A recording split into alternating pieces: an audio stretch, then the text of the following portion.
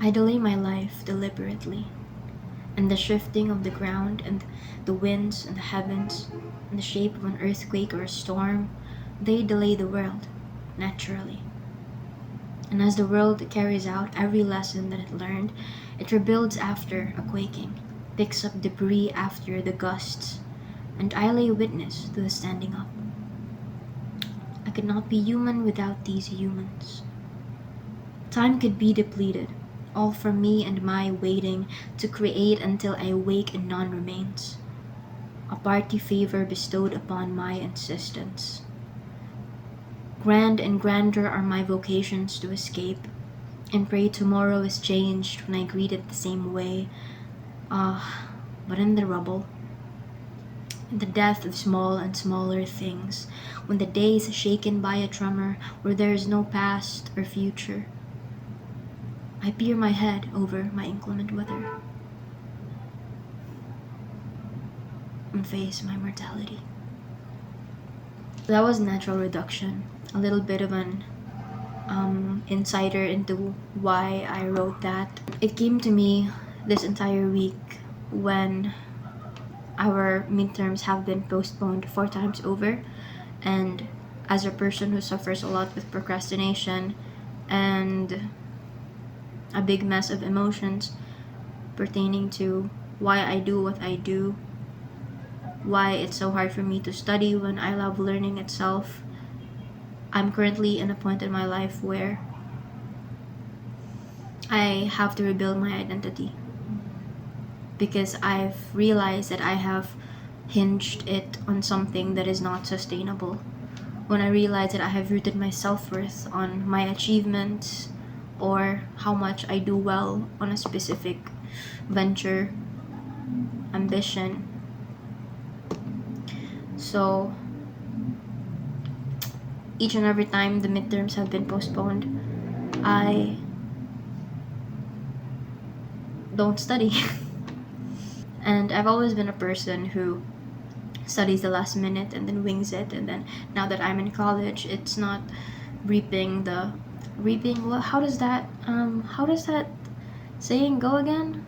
I am not reaping what I'm sowing, because I'm not reaping what I sow because I didn't sow anything. I don't know if that makes sense, but yeah, that's pretty much it. And I just, every time that the midterm date looms over me, it's suddenly the day before the midterms, and then I realize, oh shit, I did not fucking do anything.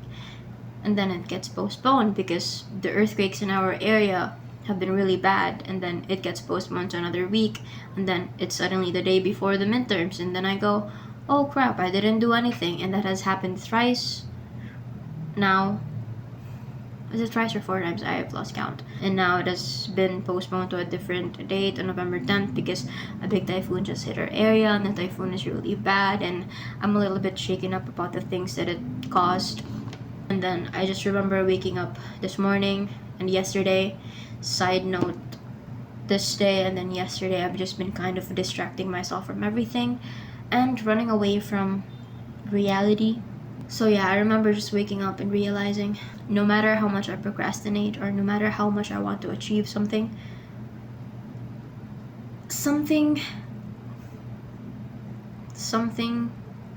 could just fucking happen to the world and then ruin it all. And by all, I mean the things that I wish I did and the things that I wish to do. You know? Like, I'm immortal, and at the end of the day, I'll end and the world would probably be okay. And even if I'm currently going through a very gnarly case of existential dread about the future and what I'm supposed to do and who I'm supposed to be, I've realized, crap, everything could end and there's nothing I can do about it. So that's what natural reduction is. Ultimately, I am reduced to being immortal. So there's that. Obviously, that's just what I can say right now. at this given moment. So if any of you people have listened to the poem, you can obviously derive your own interpretations from it. And I don't even think I explained it clearly. That's why I wrote a poem in the first place. So yeah, first post on this new slash not new channel. I just wanted to share more of my work. My shoddy work, but it's shoddy work that has feelings, you know? So I'll see you around.